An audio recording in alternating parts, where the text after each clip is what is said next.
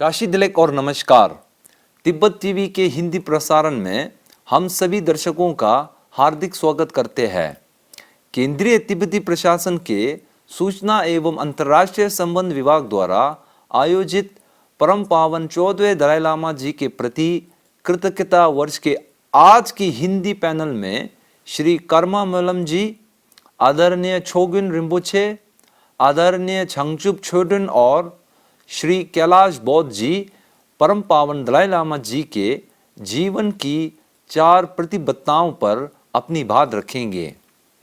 वह परम पावन दलाई लामा जी के जीवन की 4 प्रमुख प्रतिबद्धताएं मानवीय मूल्यों को बढ़ावा देना, धार्मिक सद्भाव को प्रोत्साहित करना, तिब्बती भाषा, संस्कृति और पर्यावरण की संरक्षण तथा भारत के प्राचीन नालंदा परंपरा को पुनर्जीवित करना विषय पर संबोधित करेंगे।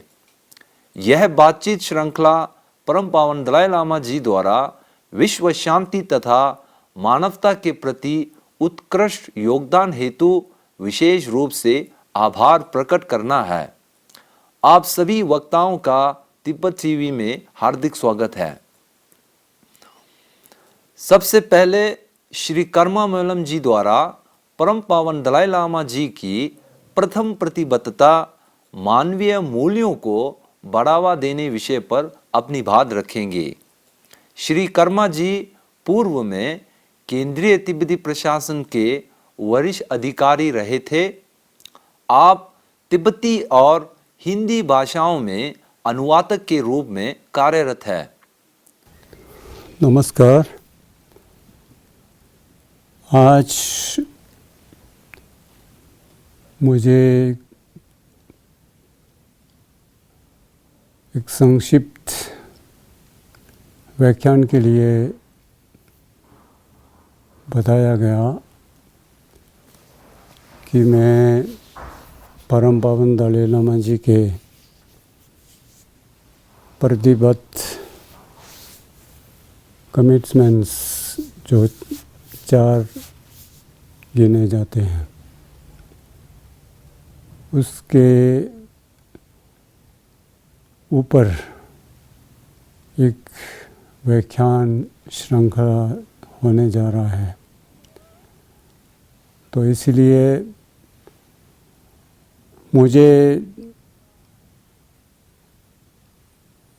ये विषय दिया गया था कि मानवीय ह्यूमन वैल्यूज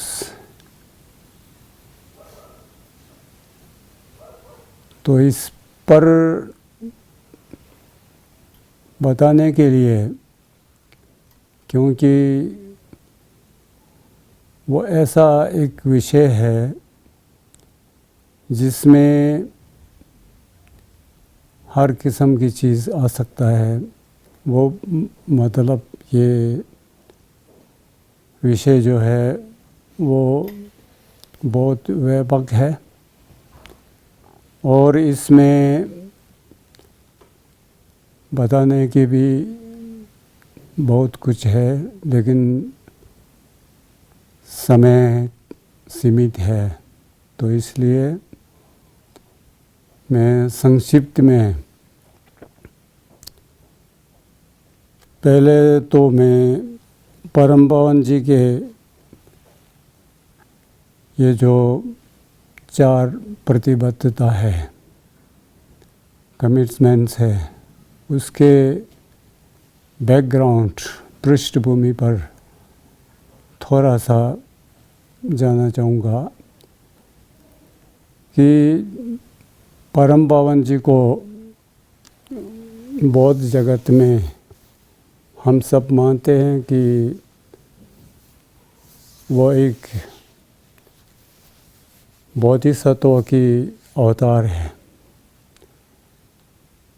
उसका काम जो है जगत में आने का प्रयोजन ही दूसरों की भलाई करने का, दूसरों की कल्याण करने का, वही उसका मकसद है। तो इसलिए स्वाभाविक है कि परम पावन जी के ये जो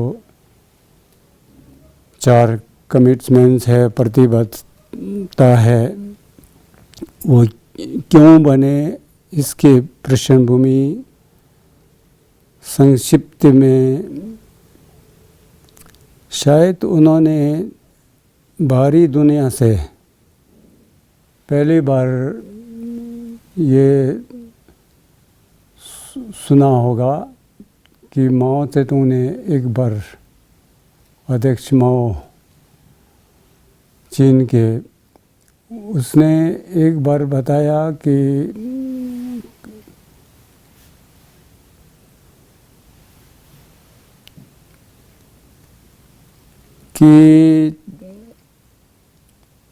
राजनीतिक शक्ति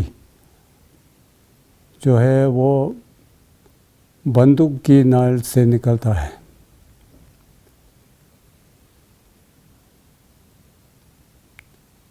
तो इसलिए उनको भी उस समय जब उन्होंने यह वक्तव्य सुना होगा, तब बाहरी दुनिया के विषय में ज़्यादा जानकारी नहीं था। उस समय तिब्बत और चीन को ही ज़्यादा जानते थे, और एक तो उनकी उम्र बहुत कम था। लेकिन उसके बाद जब वो एक शरणार्थी होकर के भारत में आया और दुनिया में घूमना शुरू कर दिया, तो उन्होंने ऐसे मनुष्य द्वारा किया हुआ ऐसे अनेक खामियों को देखा है और महसूस किया है। जैसे कि हिटलर के समय में जो यहूदियों को जलाने के लिए गैस चैम्बर्स, और स्टालिन के विषय में आप लोग सब जानते हैं, और माओ के जीवन काल में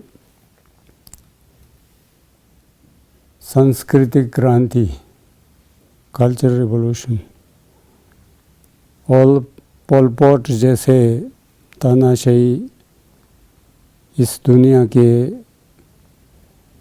किसी हिस्से में हुआ था, तो उनके अवशेष को देखा है। और यहाँ तक कि द्वितीय महायुद्ध के समय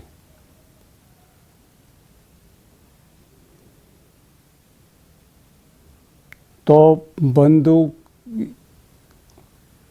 और यहाँ तक सीमित न हो करके जापान में 2 एटम बम गिराए गए थे, हिरोशिमा और नागासाकी में।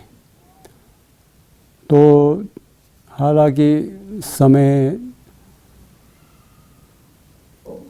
कुछ 40-50 साल बीतने के बाद भी इस सीमित शक्ति वाले एटम बम के, परमाणु बम के असर जो है वही हिरोशिमा और नागासाकी में उन्होंने देखा। तो इसलिए ये बनता है कि जापान में उस समय 2 ही बम गिराए गए थे अमेरिका द्वारा, लेकिन उस समय का बम, एटम बम जो है, हालांकि परमाणु बम थे, लेकिन आज के तुलना में बहुत ही उसका शक्ति जो है वो सीमित था। तो आज तो stock piles, nuclear stock piles जो आटमी शास्त्रों का जमावड़ा हर कोई देश करना चाहता है। रशिया, यूएसए, फ्रांस, चाइना, यहाँ तक कि गरीब देश जैसे नॉर्थ कोरिया है, उत्तर कोरिया, और इंडिया भी इस कतार में खड़ा है। तो इसीलिए और इसके आगे जाकर के जैविक हथियार भी बनने लगा है या बना हुआ है, जिससे कोविड-19 जैसे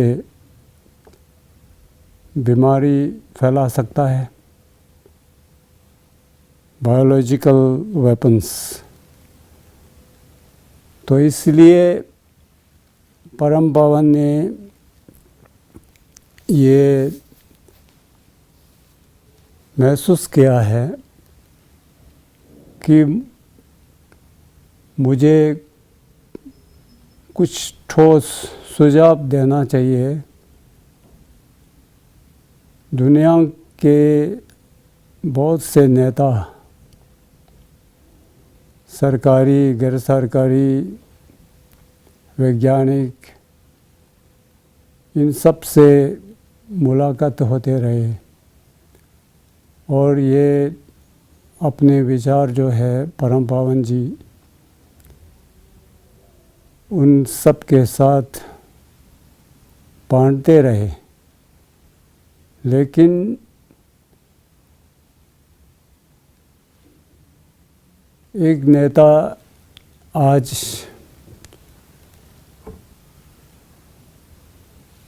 कुछ सरकारी के पोस्ट पर है तो कुछ वायदा करते हैं और दूसरे चुनाव के बाद अगर वो बदल गया तो फिर वो गायब हो जाता है। तो इसलिए परम पावन जी का ये सोच जो है अब व्यक्ति के स्तर पर जाना चाहिए, खास करके युवा वर्ग, बच्चों के स्तर से लेकर के, जैसे कि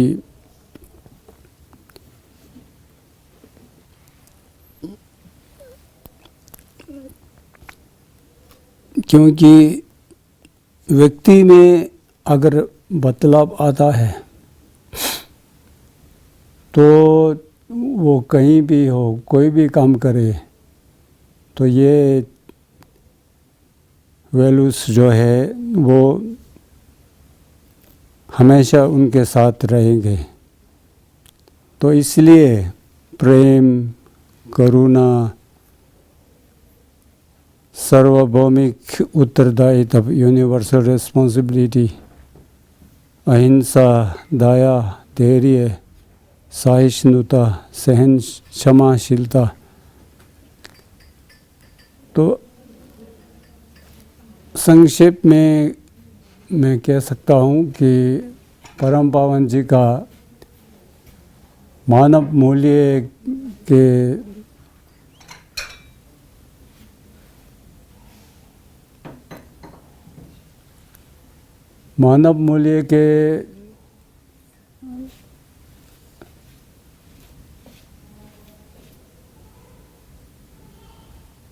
विषय में बात करते समय ये उन्होंने फोकस किया है, केंद्रित किया है अपने विचार कि बच्चों से या युवा वर्ग से ही इसका कुछ हो सकता है अगर उसमें संस्कार डाल दिया जाए। तो इसलिए मैं मानता हूँ कि आध्यात्मिक क्रांति, आइडियोलॉजिकल रिवॉल्यूशन, ऐसा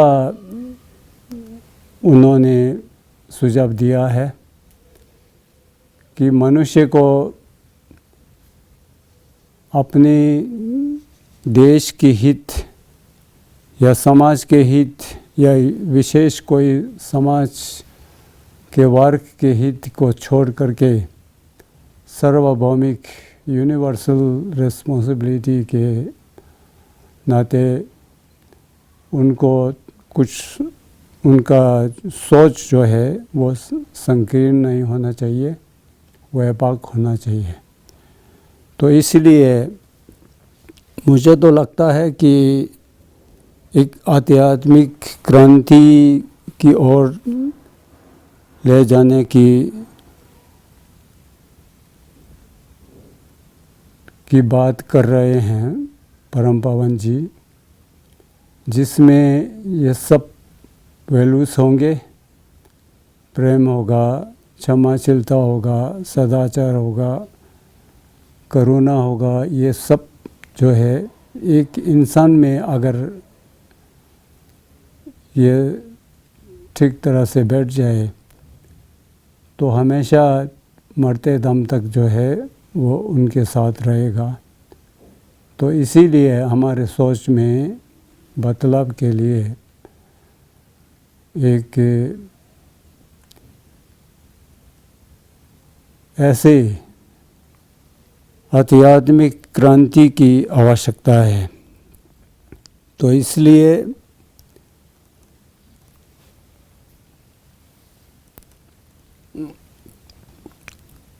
क्योंकि ऐसा है कि अगर हम सिर्फ इंसान के स्तर पर नहीं जा करके धर्म के विषय में ही सोचें तो बड़ा सबको शामिल करना असंभव होगा, क्योंकि इस दुनिया में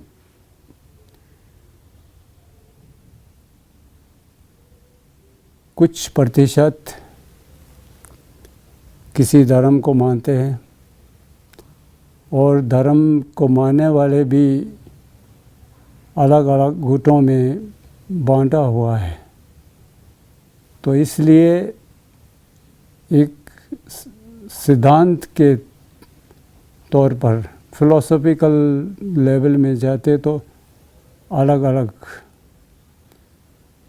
धर्मों में भी सहमति नहीं होगा कि एक जैसा सबकी दृष्टिकोण हो, लेकिन जो मौलिक बातें हैं, प्रेम, करुणा, सदाचार, सहनशीलता, इन सब के लिए लगभग वही बात बता रहे हैं कि एक अच्छा इंसान बनाने के लिए हर धर्म जो है वो उनका लक्ष्य जो है वो एक इंसान को इंसानियत सिखाना है, लेकिन वो भी बांटा हुआ है। कोई क्रिश्चियन है, कोई ईसाई, कोई मुस्लिम है, कोई यहूदी है, कोई हिंदू है, कोई जैन है, सिख है, बुद्धिस्ट है। तो इसलिए ये छोटे छोटे ग्रुप में बांटा हुआ है। तो इसलिए एक मत नहीं हो सकता है फिलोसॉफिकल लेवल में। तो दार्शनिक रूप से अलग अलग मानते हो, लेकिन बेसिक जो उनकी व्यवहार में अपनाने को कहता है वो एक तरह से उसमें समानताएं हैं। तो इसलिए अब ये दलाई लामा जी धर्म गुरु है, तो इसलिए धर्म की बात तो करेगा, लेकिन उन्होंने एक ऐसा तरीका ढूंढा है कि धर्मनिरपेक्ष नैतिकता, सेकुलर इथिक्स। तो इसके लिए एक तो आप जिस धर्म में भी विश्वास रखते हो, आप जिससे भी श्रद्धा रखते हो, उसके जो मौलिक बातें जो है उसको अपना करके, लेकिन धर्म के नाम पर नहीं, सेक्युलर होते हुए भी ये हो सकता है, क्योंकि ये अभी सी लर्निंग जैसा कुछ इस दिशा में कुछ ठोस कदम उठाया है। तो इसलिए मैं समझता हूँ कि आप लोग सी लर्निंग क्या है, इमोरी में क्या हो रहा है, तो ऐसे परम पावन ने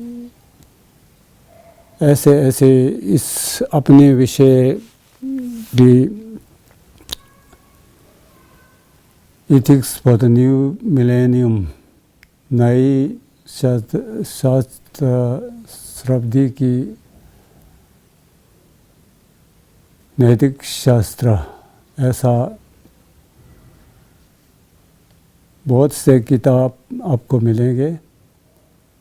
तो इसलिए मैं यही कहूँगा कि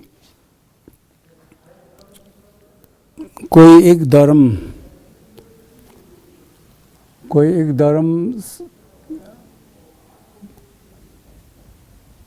हर एक इंसान के लिए सर्वश्रेष्ठ है, यही बेस्ट है, ऐसा नहीं कह सकता।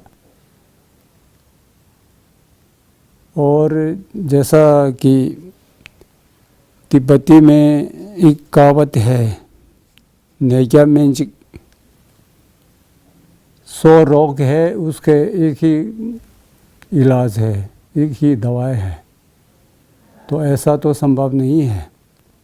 तो इसलिए हिंदी में भी बोलता है त्रिफला जो है वो कई रोगों में इसके फायदा हो सकता है, लेकिन हर एक रोग की इलाज नहीं है। तो इसलिए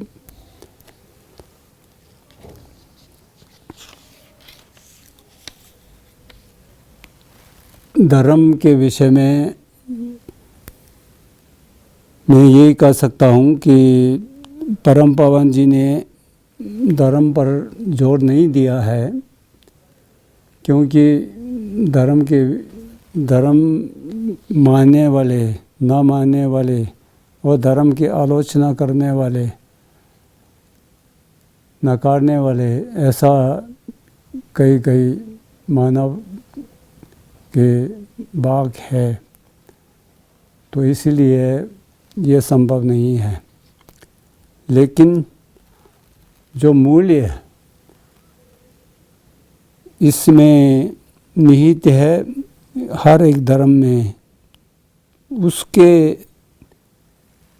सारांश को निकलते हुए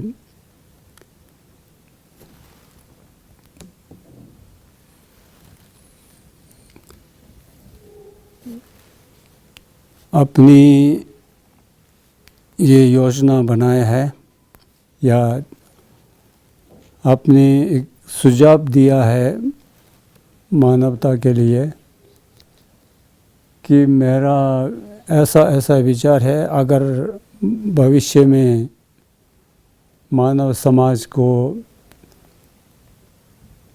लंबे समय तक ये सृष्टि चलाना है या सृष्टि जो है, पृथ्वी जो है वो बचा रहे, क्योंकि आज एटॉमिक हथियारों की इतना जमावड़ा है कि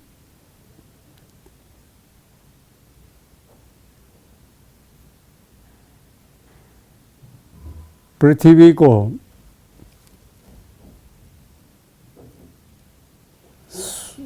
100 बार नाश करने का, विनाश करने का भी क्षमता शायद हो सकता है। ऐसा मैं कहूँ तो भी अतिशयोक्ति नहीं होगा। तो इसलिए मैं परम पावन जी के इस मानव मूल्य की क्या अर्थ है, बस यही कहना चाहता हूँ कि हर इंसान एक दूसरे के कल्याण के लिए, दूसरे की मदद करने के लिए, दूसरे की अच्छाई के लिए सोचे। ऐसा कोई समाज की कल्पना है कि ये दुनिया के हर एक इंसान जो है वो स्वार्थी न माने और ये हथियार की विस्तार को रोक दे। और इसमें एक ये बात है कि परम पावन ने एक किताब में एक उदाहरण दिया है कि तिब्बत पर जब चीन का आक्रमण हुआ तो उसमें बहुत से लोगों को जेल में ठूस दिया। उनमें से एक दलाई लामा जी के नामग्यल मोनास्ट्री का एक लोपन आचार्य ऐसा है, लोपन ऐसा नाम का एक व्यक्ति था, एक भिक्षु था। तो वो भी पकड़ा गया, जेल में ठूस दिया। और उसके बाद जब 15-20 साल बाद वो जेल से छूटे और उन्होंने प्रयास करके यहाँ धर्मशाला तक पहुँच गया। तो उन्होंने बातों बातों में परम पावन जी ने पूछा कि सबसे बड़ा डर किस बात का रहा है आपके इन जेल में रहते हुए। तो उन्होंने उत्तर दिया कि मुझे इस बात का डर था कभी मुझे गुस्सा आ जाए और मैं जो जेल रक्षक है, जेलर्स जो है, उनके प्रति मेरे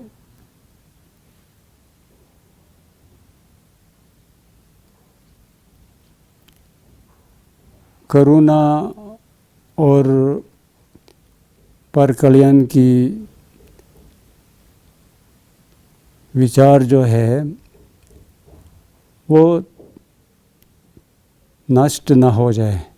मेरा यही डर था कि कहीं उनके व्यवहार की वजह से मेरे अंदर ये विचार जो है वो नष्ट हो जाए, ऐसा ही।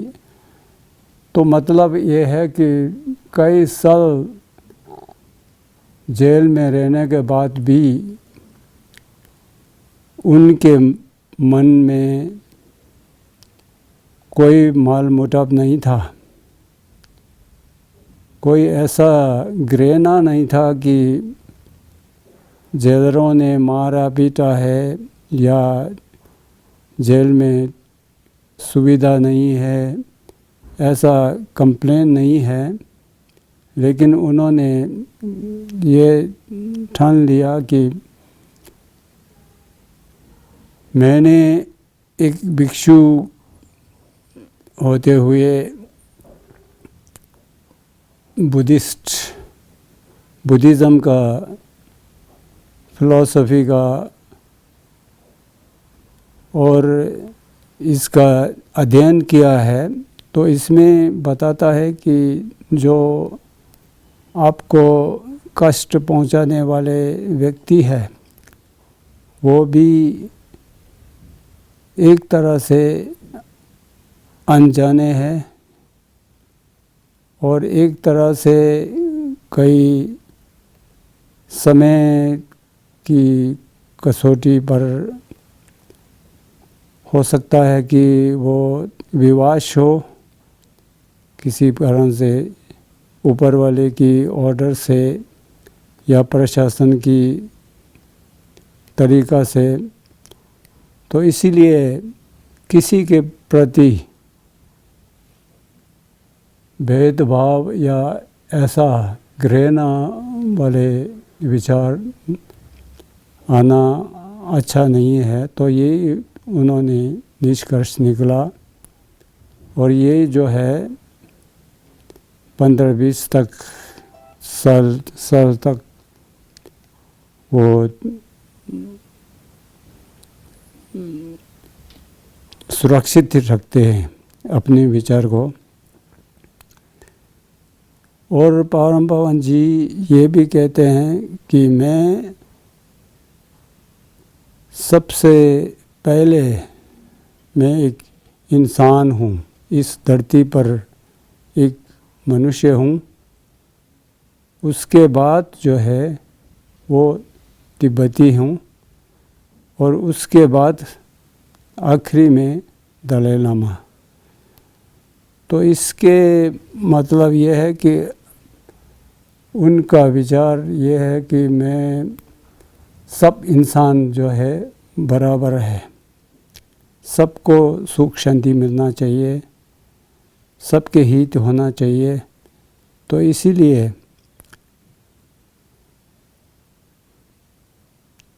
परम पावन जी ने इस पृष्ठभूमि में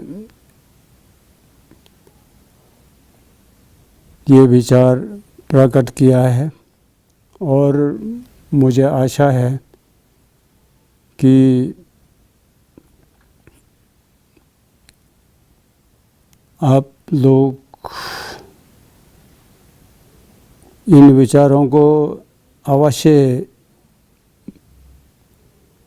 इन विचारों के बारे में अगर आप जानते हैं तो इसके ऊपर और विचार करें, और अगर नहीं जानते हैं तो इनसे बहुत से किताब या आजकल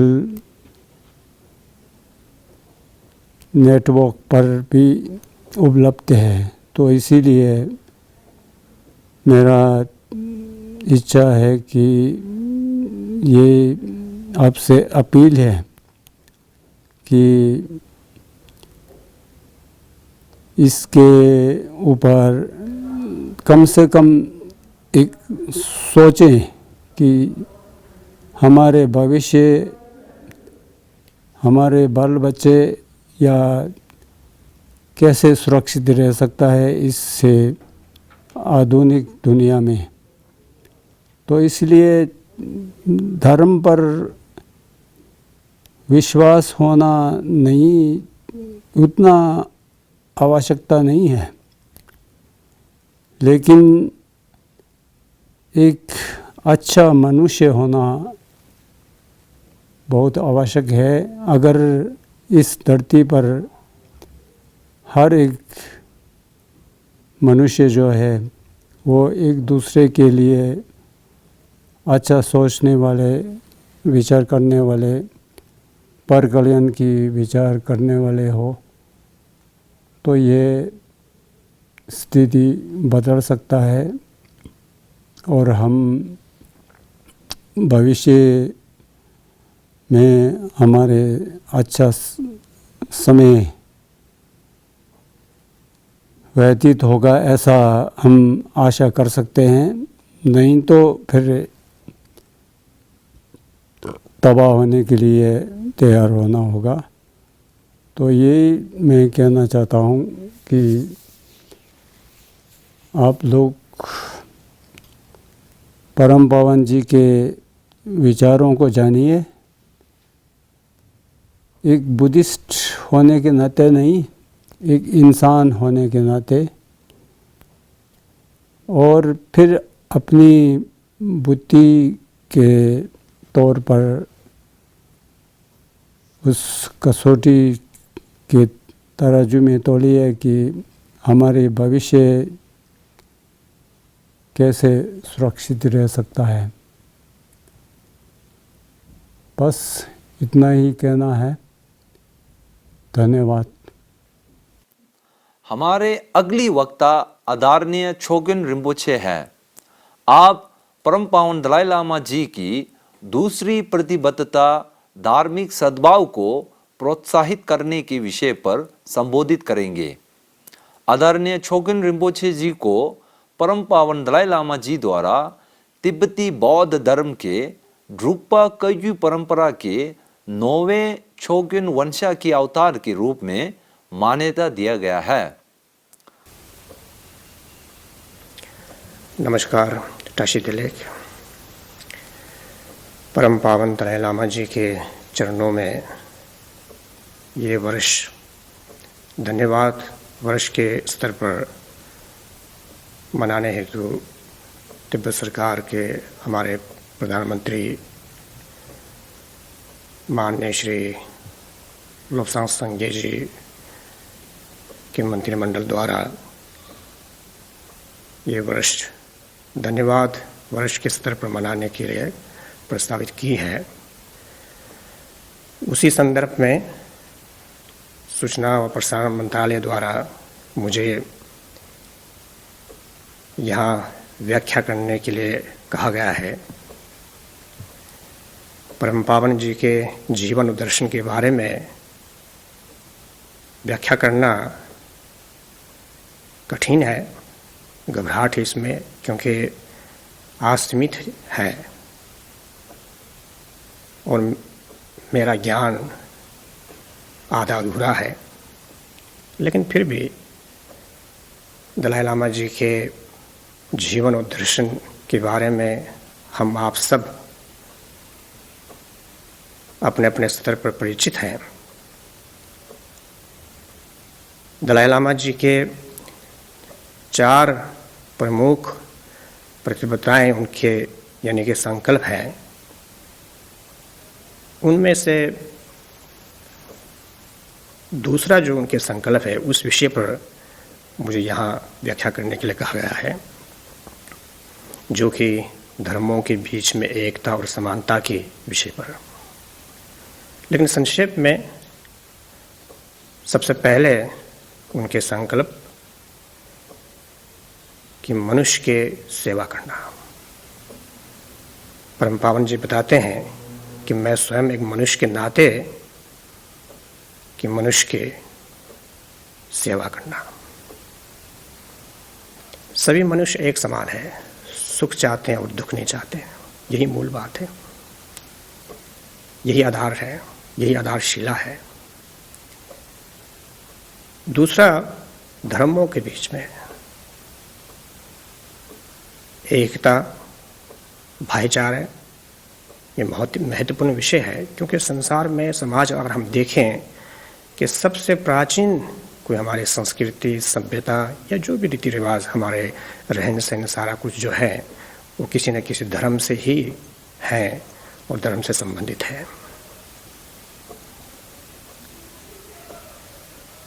तीसरा, तिब्बत के विषय पर परम पावन जो तिब्बत के महामहिम है, राष्ट्रीय अध्यक्ष हैं,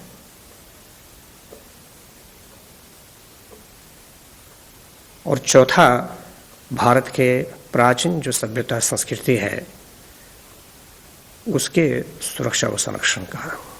ये चार जो प्रमुख विषय जो है ये दलाई लामा जी के संकल्प के तौर पर, क्योंकि स्वयं दलाई लामा जी इस पर स्वयं मनुष्य होने के नाते या स्वयं एक धार्मिक होने के नाते, स्वयं एक तिब्बती होने के नाते और विशेषकर जो जीवन और दर्शन जो हैं वे भारत के सभ्यता और संस्कृति से है। बार बार जैसे कि आप परिचित हैं कि नालंदा की परंपरा, नालंदा की सभ्यता, नालंदा से भगवान बुद्ध के धर्म और दर्शन सिद्धांत के और तक्षशिला, विक्रमशिला आदि कितने ऐसे विश्वविद्यालय हुआ करते थे, और 7वें शताब्दी से तिब्बत में नालंदा के आचार्यों द्वारा विशेषकर तिब्बत के धर्म राजा के प्रार्थना पर शांतरक्षिता तिब्बत में पधार कर और उसके बाद वहाँ से आरंभ होते हुए आज तक भारत के नालंदा के या संस्कृत के जो परंपरा है वो तिब्बती समाज में, चाहे हमारे मठ मंदिर हो, चाहे हमारे घरों में भी उस परंपरा के अध्ययन, ध्यान आदि के एक परंपरा है। तो जिस विषय पर मुझे यहाँ कहा गया है वो विषय, दूसरा जो विषय है धर्मों के बीच में समानता और एकता के विषय है।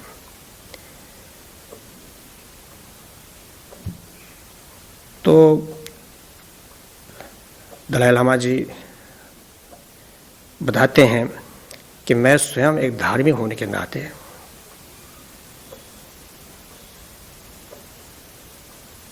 कि मैं इस पर अपने योगदान या अपनी भूमिका,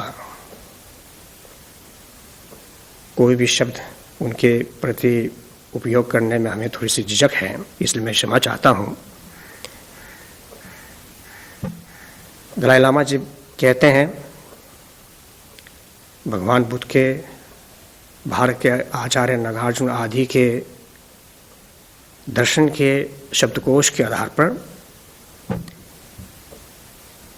कि धर्म के अर्थ क्या है। सबसे पहली बात तो धर्म की परिभाषा क्या है। धर्म जो है वो मूल एक कर्म है, मूल हेतु है, मूल वजह है कि शांति और सुख के, धर्म माने शांति और सुख के जो हेतु है, जो मूल जो कारण है वो धर्म, उसे माना जाए। और धर्म शास्त्रों में, धर्म ग्रंथों में जो बताए गए हैं वो विषय क्या है। करुणा, मैत्री, सहनशीलता, सत्य, ईमानदारी, तो ये धर्म के शास्त्रों के या ग्रंथों के मूल बताए गए हैं। और इन सभी धर्मों के बीच में जो समानता या जो एकता की जो बात हो रही है, ये बहुत महत्वपूर्ण विषय है। हम स्वयं सोच सकते हैं संसार में 3 किस्म के लोग, एक जो हम आप जो धर्म को मानते हैं, एक जो धर्म को नहीं मानते हैं, और तीसरा जो धर्म के एक तरह से विरोध करते हैं। मगर फिर भी हम देखें तो तकरीबन सबके, यहाँ तक के नाम भी किसी न किसी धर्म से संबंधित है। तो धर्म को, किसी एक धर्म की बात नहीं, किसी भी धर्म को जो कि नकारना, उसे इनकार करना, ये बहुत ही मुश्किल काम है, चाहे हम धर्म को माने या ना माने। तो इसलिए इसके महत्व है इस विषय का। और धर्मों के जो समानताएं हैं, जो मूल विषय जैसा कि अभी बताया गया कि करुणा, मैत्री, सहनशीलता, सच्चाई, तो इसके अभ्यास करने पर ही समाज में परिवर्तन आ सकता है, ये कहा गया है। मैं मूल रूप से परम पावन जी के जो प्रवचन है, जो मार्गदर्शन है, उस आधार पर दलाई लामा जी बताते हैं कि इस पर अगर सबसे बड़ा या सबसे ज़्यादा कोई अगर भूमिका या योगदान दे सकते हैं, वो भारतवर्ष है। 3000 वर्ष के यहाँ की इतिहास है। हम तिब्बतियों को तो धर्म और दर्शन भी इस देश से प्राप्त हुआ, और आज जीवन भी हमें इस देश से है, दलाई लामा जी बताते हैं। तो संसार में मात्र भारतवर्ष ही वो ऐसा एक देश है यहाँ कि इतने सारे धर्मों के लोग यहाँ रहते हैं और अपने अपने धर्म के अभ्यास करते हैं, चिंतन मनन करते हैं, ध्यान अध्ययन करते हैं और मोक्ष प्राप्त करते हैं, ज्ञान प्राप्त करते हैं। इस देश की देन है, इस देश की ये परिभाषा है। और विषय पर जब उदाहरण दिए जाते हैं तो भारत के देखिए नालंदा विश्वविद्यालय के, तक्षशिला, विक्रमशिला आदि विश्वविद्यालय, जो कि आज से देखिए 1000 वर्ष पहले की बात है। दलाई लामा जी ने भारत के नालंदा के 17 आचार्यों की स्तुति उन्होंने रचना की है।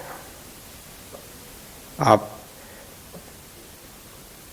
विस्तार से उसके अध्ययन कर सकते हैं। तो इसलिए मूल रूप से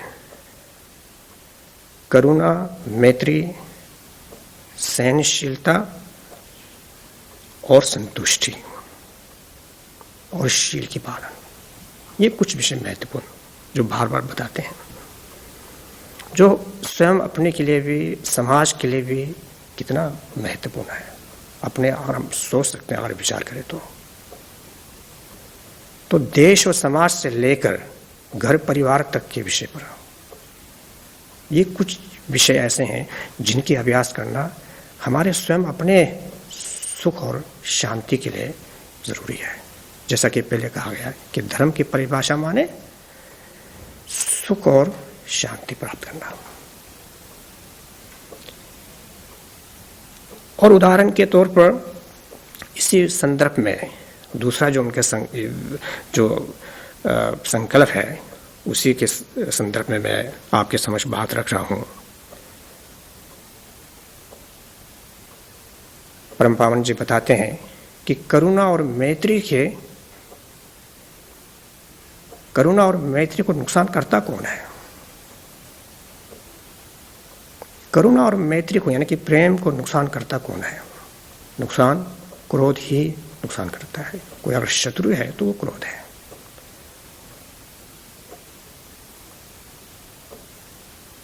शत्रु, क्रोध। तो इसलिए उस क्रोध रूपी शत्रु को दमन करने के लिए, उसे शांत करने के लिए अब हमें करना क्या, उपाय क्या है? तो वो उपाय सहनशीलता बताई गई है। और सहनशीलता के लिए अब करना क्या है? तो सहनशीलता के लिए मन में किसी तरह की खुंदक ना रखें। ये परम पावन जी के, भगवान बुद्ध के वचन नागार्जुन, शांतिदेव, भारत के आचार्यों के जो रचनाएं हैं, जो दृष्टिकोण है, सिद्धांतिक दृष्टिकोण, प्रमाणिक दृष्टिकोण, उस आधार पर दलाई लामा जी के वचन, उनके विचार, तो इसलिए हम समझ सकते हैं कि ये कितना महत्वपूर्ण है। कहते हैं कि हम शोध करें, जैसे शोध करते हैं तो शोध करें कि मन के द्वारा शोध करें। ठीक है, दिमाग से भी, मगर मन के द्वारा भी शोध करें, क्योंकि करुणा और मैत्री और उसके जो शत्रु रूपी जो है वो क्रोध, उस क्रोध को शांत करने के लिए उपाय जो कि सहनशीलता, और सहनशीलता रखें कैसे, कि सहनशीलता रखें कि खुंदक ना रखें मन में। और ये इसलिए महत्वपूर्ण है शायद क्योंकि खुंदक ना रखना, मान लीजिए इस समय मेरे मन में या आपके मन में कोई खुंदक ना हो, खुंदक की भावना या विचार ना भी हो, लेकिन किसी समय उत्पन्न हो सकता है। उत्पन्न नहीं होगा, पैदा नहीं होगा, इसके कोई विश्वास नहीं है। इसलिए कि खुंदक ना रखे, अपने आप को शिक्षा देने की, ये जो शिक्षा है। तो शोध करें, मन के शोध करें, ऐसा भागवत बताते हैं। और मन के शोध करने हेतु कि हम वैज्ञानिक दृष्टिकोण से देखें। आज तो दलाई लामा जी को एक वैज्ञानिक तौर पर भी लोग दर्शन करते हैं या देखते हैं, स्वयं वैज्ञानिक मानते हैं। दलाई लामा जी त्रिलोकनाथ है, अंतर्राष्ट्रीय हैं। हम देश और समाज की दृष्टि से भी, विश्व की दृष्टि से भी, या फिर व्यक्तिगत अपने धर्म गुरु के नाते भी दर्शन करते हैं। और विषय पर यहाँ मेरा व्याख्या चूंकि हिंदी में है, राष्ट्रभाषा हिंदी में, इसलिए इसी संदर्भ से कि दलाई लामा जी के जीवन दर्शन पर अध्ययन करना हमारे लिए बहुत ही महत्वपूर्ण और इससे लाभ है। केवल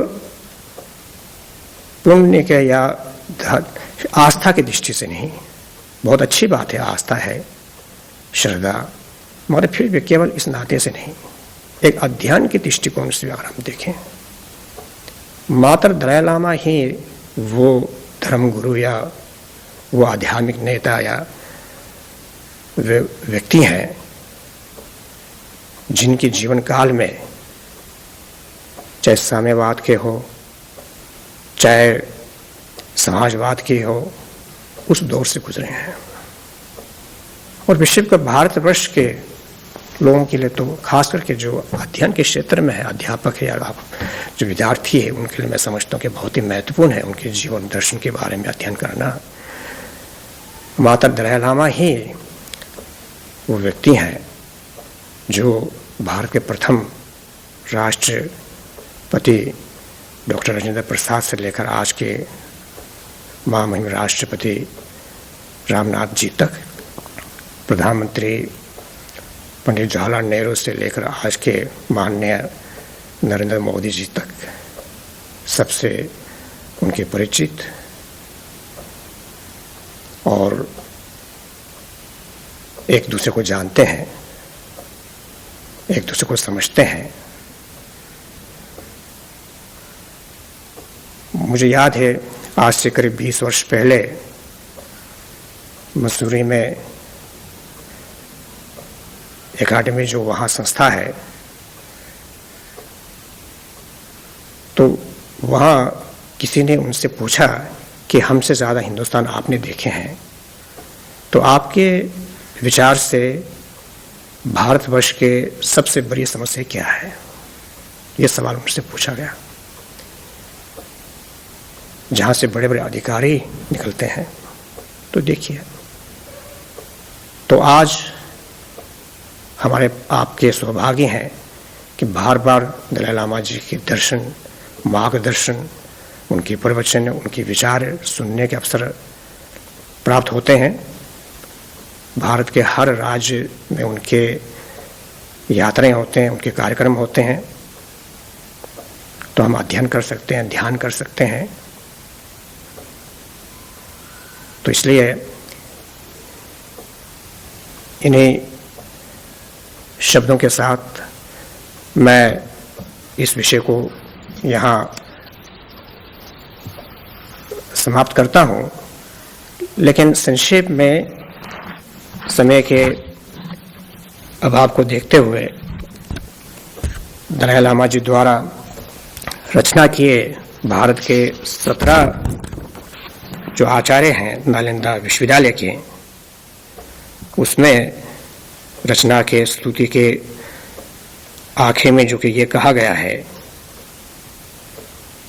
कि सबसे पहली बात आधार के तौर पर तो 2 सत्य को हम जाने, संवृत्ति सत्य यानी कि कर्म से संबंधित सत्य,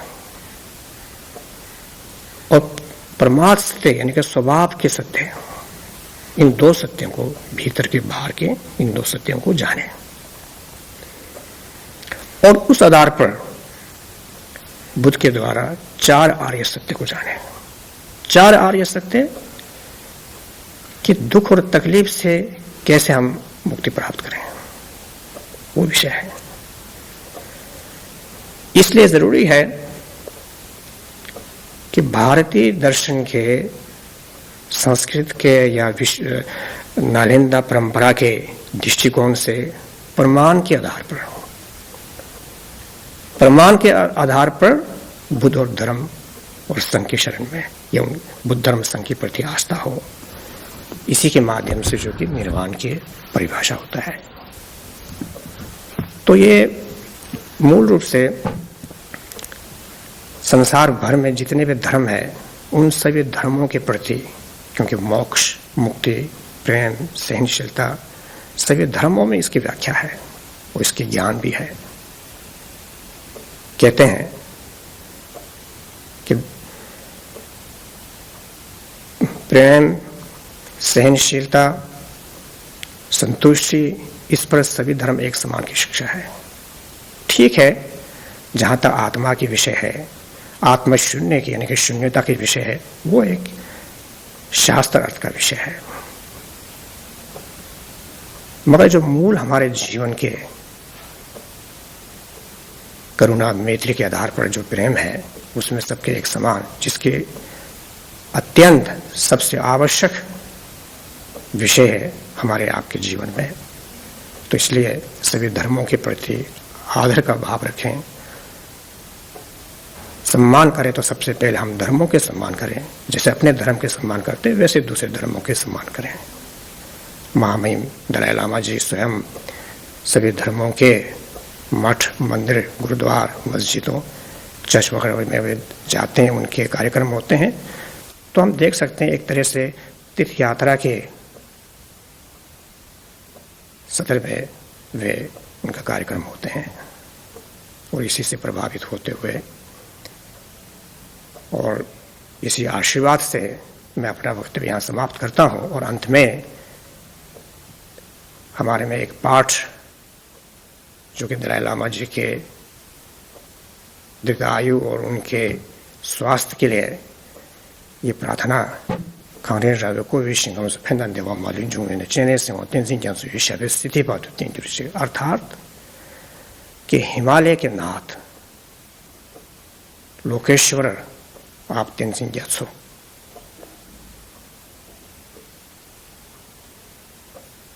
जब तक संसार है तब तक आप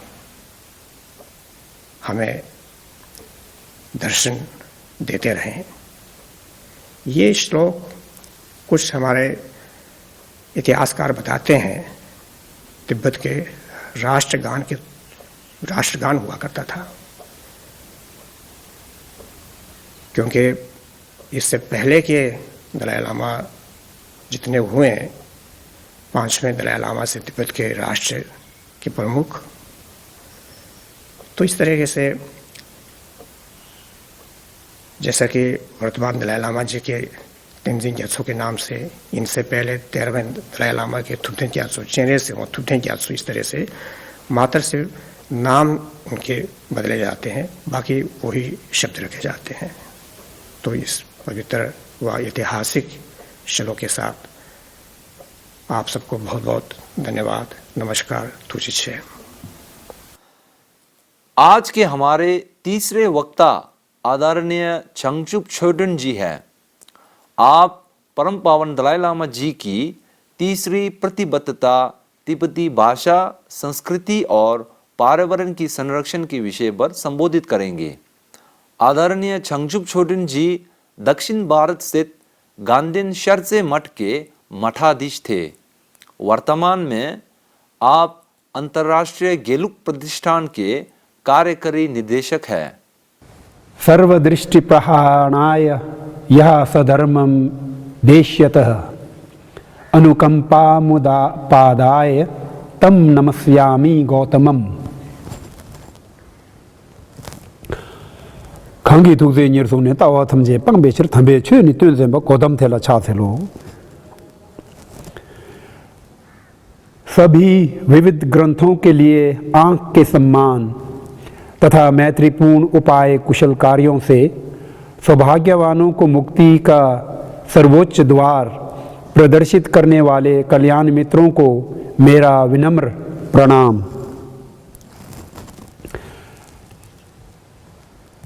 बर्फीले पहाड़ों से घिरी भूमि तिब्बत में सभी सुख और उपकार के स्रोत अवलोकितेश्वर तेंजिन ग्यात्सो जी, कृपया मेरा विनम्र प्रणाम स्वीकार करें।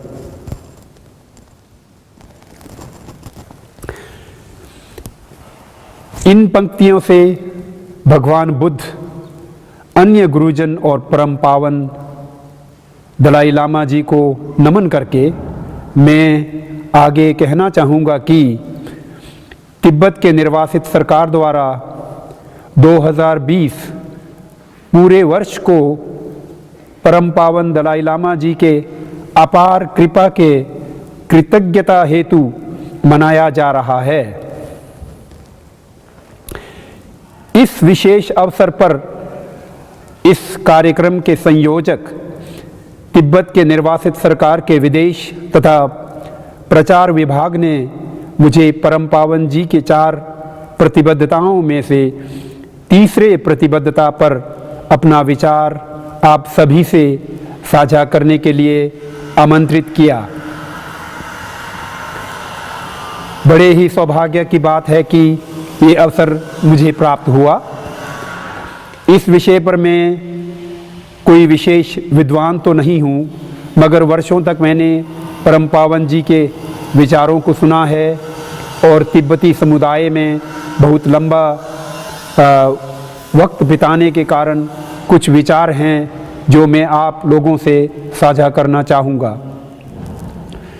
शुरुआत में परम पावन जी के संक्षिप्त जीवनी से करना चाहूँगा। वैसे परम पावन जी की परिचय की किसी को ज़रूरत नहीं है, फिर भी मैं उनके जीवन के बारे में कुछ महत्वपूर्ण बातें संक्षिप्त में आप सबके समक्ष रखना चाहूँगा और उसके पश्चात उनके तीसरी प्रतिबद्धता पर कुछ विचार आप लोगों के साथ साझा करना चाहूँगा।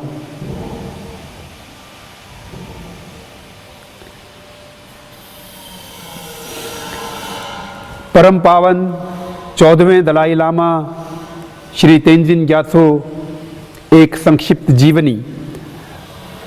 जन्म तथा पहचान। परम पावन 14वें दलाई लामा तेंजिन ग्यात्सो जी का जन्म 6 जुलाई 1935 को उत्तर पूर्वी तिब्बत में आमदो के एक छोटे से गांव तक्षेर में एक कृषक परिवार में हुआ था। 2 वर्ष की आयु में नन्ना सामोतुंडुप नाम का वह बालक 13वें दलाई लामा थुपतिन ग्यात्सो के अवतार के रूप में पहचाना गया। दलाई लामा को अवलोकितेश्वर या चेंद्रजिक का मानवीय रूप माना जाता है, जो कि करुणा के बोधिसत्व तथा तिब्बत के विशेष संरक्षक कुलदेव माने जाते हैं। बोधिसत्व प्रबुद्ध सत्व हैं जिन्होंने अपना निर्वाण स्थगित कर प्राणी मात्र की सेवा के लिए पुनर्जन्म लेने का निश्चय किया है। परम पावन की मठीय शिक्षा 6 वर्ष की आयु में उनके गुरु के देखरेख में प्रारंभ हुई। उनके पाठ्यक्रम में 5 महाविधा तथा 5 लघु विधा थे। महाविधा थे प्रमाण विद्या, शिल्प विद्या, शब्द विद्या, चिकित्सा विद्या तथा आध्यात्मिक विद्या। आध्यात्मिक विद्या जो अन्य 5 वर्गों में विभाजित था, प्रज्ञापारमिता, माध्यमिक, विनय, अभिधर्म और प्रमाण। 5 लघु विद्याओं में काव्य, नाटक, ज्योतिष, छंद तथा अभिधान। सन 1959 के प्रारंभ में 23 वर्ष की आयु में वे लहासा के जोखांग मंदिर में मोनलम उत्सव के मध्य उन्होंने अंतिम परीक्षा दी।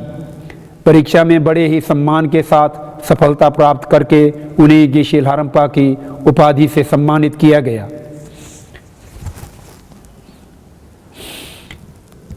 चीन द्वारा 1949 में तिब्बत पर आक्रमण के बाद 1950 में परम पावन ने पूरी राजनीतिक सत्ता संभालने का परम पावन जी से पूरी राजनीतिक सत्ता संभालने का आग्रह किया गया। 1954 में वे माओ सेतुंग तथा अन्य चीनी नेताओं के साथ शांति वार्ता के लिए बीजिंग गए, पर अंततः 1959 में चीनी सेना द्वारा लहासा के तिब्बती राष्ट्रीय संघर्ष को बड़ी क्रूरता से कुचले जाने के कारण परम पावन जी को भारत में शरण लेने के लिए बाध्य होना पड़ा। तब से वे उत्तरी भारत के धर्मशाला में निवास करते हैं, जो कि निर्वासित तिब्बती राजनीति और प्रशासन का केंद्र है।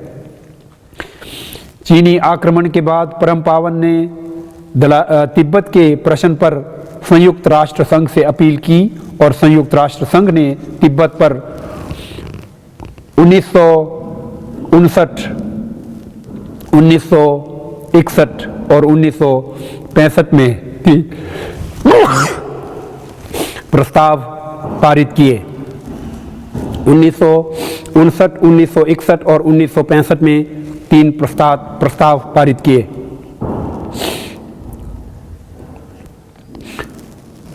1963 में परम पावन जी ने तिब्बत के प्रजातांत्रिक संविधान का एक प्रारूप प्रस्तुत किया, जिसमें तिब्बती प्रशासनिक व्यवस्था को प्रजातांत्रिक बनाने के लिए विशेष प्रावधान रखे। इस संविधान में अभिव्यक्ति, विश्वास, सभा तथा घूमने फिरने की स्वतंत्रता प्रतिष्ठापित थी। 1992 में परम पावन ने भविष्य के स्वतंत्र तिब्बत के संविधान के दिशा निर्देश प्रकाशित किए। उन्होंने घोषणा की कि जब तिब्बत स्वतंत्र होगा तो तात्कालिक कार्य एक अंतरिम सरकार की स्थापना करना होगा, जिसका पहला कार्य एक संवैधानिक सभा का चुनाव करना होगा, जो तिब्बत की प्रजातांत्रिक संविधान की रूपरेखा बनाकर उसे स्वीकार करेगी। उस दिन परम पावन अपने सभी ऐतिहासिक तथा राजनीतिक सत्ता अंतरिम राष्ट्रपति को सौंप देंगे और एक साधारण नागरिक की तरह जीवन व्यतीत करेंगे। परम पावन जी ने कहा कि तिब्बत तीन पारंपरिक प्रदेशों से बना संघीय प्रजातंत्र होगा। 1990 में परम पावन जी द्वारा जो सुधार सुझाए गए थे, वो तिब्बतीय समुदाय के लिए एक सच्चे शरणार्थी प्रजातंत्रीय प्रशासन के रूप में साकार हुए। तिब्बती मंत्री परिषद काशाक को शरणार्थी तिब्बती संसद के साथ भंग कर दिया गया। उसी वर्ष भारतीय महाद्वीप और 33 से अधिक देशों के शरणार्थी तिब्बतियों ने 11वीं तिब्बती संसद के सदस्यों का चुनाव किया। संसद ने अपनी ओर से काशाग मंत्रिमंडल के नए सदस्यों का चुनाव किया। सितंबर 2001 में प्रजातांत्रिकरण की ओर एक बड़ा कदम उठाया गया जब निर्वाचकों ने मंत्रिमंडल के सभी वरिष्ठ सबसे वरिष्ठ कालोनठीपा का सीधा चुनाव किया। इसके बाद कालोनठीपा ने अपने मंत्रिमंडल की नियुक्ति की, जिनके लिए तिब्बती संसद की स्वीकृति प्राप्त करना आवश्यक है। तिब्बत के लंबे इतिहास में यह पहला अवसर था जब जनता ने तिब्बत के राजनीतिक नेतृत्व को चुना।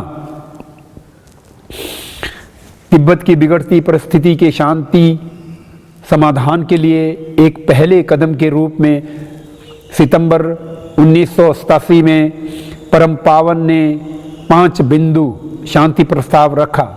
उन्होंने कल्पना की कि तिब्बत एक आश्रय स्थल बनेगा जहां सभी प्राणी समन्वय की भावना के साथ रह सकेंगे और उसके कोमल वातावरण को सुरक्षित रखा जा सकेगा। 15 जून 1988 को यूरोपियन संसद में परम पावन ने 5 बिंदु शांति योजना की अंतिम बिंदु का विस्तार करते हुए एक और विस्तृत प्रस्ताव रखा। उन्होंने तिब्बत के तीनों प्रांतों में स्वशासित प्रजातांत्रिक राजनीतिक सत्ता के लिए चीनी और तिब्बतियों के बीच बातचीत का रास्ता सुझाया।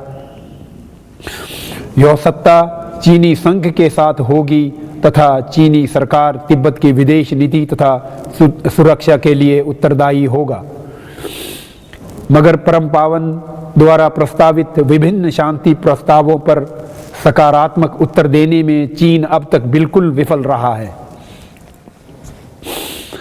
परम पावन दलाई लामा जी शांति प्रिय व्यक्ति हैं। 1979 में तिब्बत को स्वतंत्र कराने में उनके अहिंसात्मक संघर्ष के लिए उन्हें नोबेल शांति पुरस्कार से सम्मानित किया गया। अत्यधिक आक्रामक स्थितियों में भी वे निरंतर अहिंसात्मक नीतियों का समर्थन करते रहे। वे पहले नोबेल विजेता हुए हैं जिन्होंने वैश्विक पर्यावरण के समस्याओं के प्रति अपनी चिंता जताई। परम पावन 6 महाद्वीपों के 62 से अधिक देशों का यात्रा कर चुके हैं। वे बड़े देशों के राष्ट्रपतियों, प्रधानमंत्रियों और राजकीय शासकों से मिले हैं। वे विभिन्न धर्मों के प्रमुखों और जाने माने वैज्ञानिकों से भी संवाद कर चुके हैं। उनके शांति, अहिंसा, अंतर्धर्मीय समझ, सार्वभौमिक उत्तरदायित्व तथा करुणा के संदेश को देखते हुए 1959 से परम पावन जी को 84 से अधिक सम्माननीय डॉक्टरेट पुरस्कार इत्यादि सम्मानित किए जा चुके हैं। सम्माननीय डॉक्टरेट पुरस्कार इत्यादि से सम्मानित किए जा चुके हैं। परम पावन ने 72 से अधिक पुस्तकें भी लिखी है। फिर भी परम पावन स्वयं को एक साधारण बौद्ध भिक्षु कहकर संबोधित करते हैं।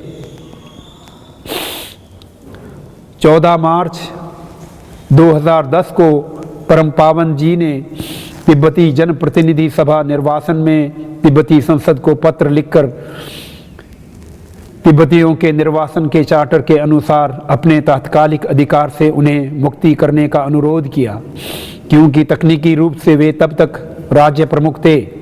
उन्होंने घोषणा की कि वो उन परंपराओं को समाप्त कर रहे हैं जिसके अनुसार दलाई लामा ने तिब्बत में आध्यात्मिक और राजनीतिक अधिकार का प्रयोग किया था।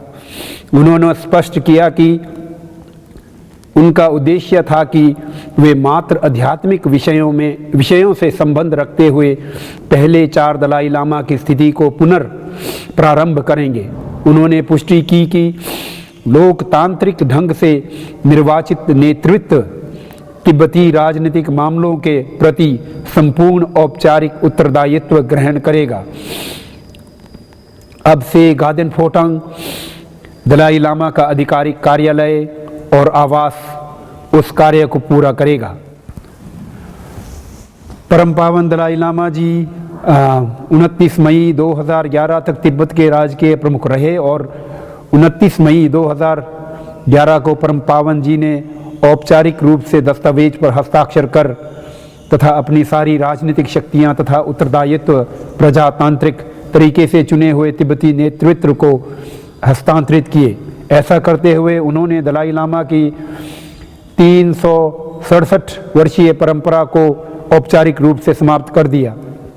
तब से वे केवल तिब्बत के सर्वोच्च आध्यात्मिक गुरु हैं। 1969 में ही परम पावन ने स्पष्ट किया था कि दलाई लामा के पुनर्जन्म को मान्यता दी जाए अथवा नहीं, वह तिब्बती, मंगोलियाई और हिमालय के क्षेत्रों के लोगों के निर्णय पर निर्भर था। परंतु स्पष्ट दिशा निर्देशों के अभाव में एक स्पष्ट खतरा था कि यदि संबंधित जनता भावी दलाई लामा को पहचानने के लिए तीव्र इच्छा प्रकट करें तो निहित स्वार्थ राजनीतिक स्थिति का लाभ उठा लेंगे। अतः सितंबर 24, 2011 को अगले दलाई लामा की मान्यता के लिए स्पष्ट दिशा निर्देश प्रकाशित किए गए, जिससे किसी तरह के संदेह अथवा धोखे के लिए कोई स्थान न रह जाए। परम पावन जी ने घोषणा की कि जब वो 90 वर्ष के होंगे तो वे तिब्बती बौद्ध परंपरा के शीर्ष लामा, तिब्बती जनता और तिब्बती बौद्ध धर्म में रुचि रखने वाले अन्य संबंधित लोगों के साथ परामर्श करेंगे और यह मूल्यांकन करेंगे कि दलाई लामा की संस्था उनके बाद जारी रहे अथवा नहीं। उनके कथन में इस पर भी चिंतन किया गया कि किन विभिन्न तरीकों से उनके उत्तराधिकारी की पहचान हो सकेगी।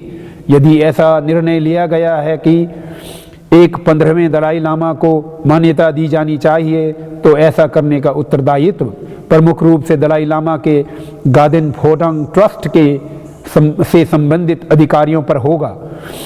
उन्हें तिब्बती बौद्ध परंपराओं के विभिन्न प्रमुख और विश्वसनीय वचनबद्ध धर्म संरक्षण से परामर्श करना चाहिए, जो दलाई लामा की वंशावली से अविभाज्य रूप से जुड़े हुए हैं। उन्हें इन संबंधित दलों से सलाह और दिशा निर्देश प्राप्त करना चाहिए और उनके निर्देशानुसार खोज और मान्यता की प्रक्रियाओं को पूरा करना चाहिए। परम पावन ने कहा है कि इस बारे में स्पष्ट लिखित निर्देश छोड़ जाएंगे। उन्होंने आगे चेतावनी दी कि वे ऐसे वैध उपायों द्वारा मान्यता प्राप्त पुनर्जन्म के अतिरिक्त पीपुल्स रिपब्लिक ऑफ चाइना के एजेंटों सहित राजनीतिक उद्देश्य के लिए किसी के भी द्वारा निर्वाचित किसी उम्मीदवार को कोई मान्यता या स्वीकृति नहीं दी जानी चाहिए। तो ये है परम पावन दलाई लामा जी के एक संक्षिप्त जीवनी। और अब मैं आगे उनके कुछ विशेष विचारों के बारे में बात करना चाहूँगा, जिससे मैं पहले परम पावन जी की तीसरी प्रतिबद्धता, जिस विषय पर मुझे बात करने को कहा है, उस पर कुछ विचार साझा करना चाहूँगा। जब हम परम पावन जी के तीसरी प्रतिबद्धता के बारे में विस्तार से सोचते हैं तो पहला तिब्बती भाषा तथा भोटी लिपि उभर कर हमारे सामने प्रकट होता है।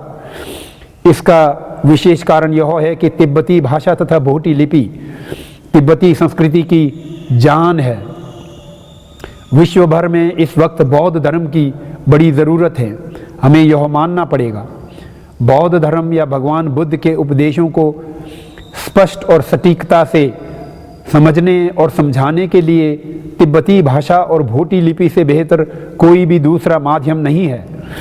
तिब्बती भाषा तथा भोटी लिपि में संरक्षित विशाल बौद्ध साहित्य जो संपूर्ण प्राणी जगत के लिए जगत के भलाई के लिए अति महत्वपूर्ण है, इस महान बौद्ध साहित्य के कुछ अंश प्राचीन पाली साहित्य से अनुवादित है और ज़्यादातर प्राचीन संस्कृत साहित्य से प्राप्त हुई है, जिसमें महान भारतीय दार्शनिक आचार्यों के अनेकों सिद्धांत तथा विवरण उपलब्ध है और उनको गहराई से समझने के लिए तिब्बती भाषा तथा भोटी लिपि अनिवार्य है।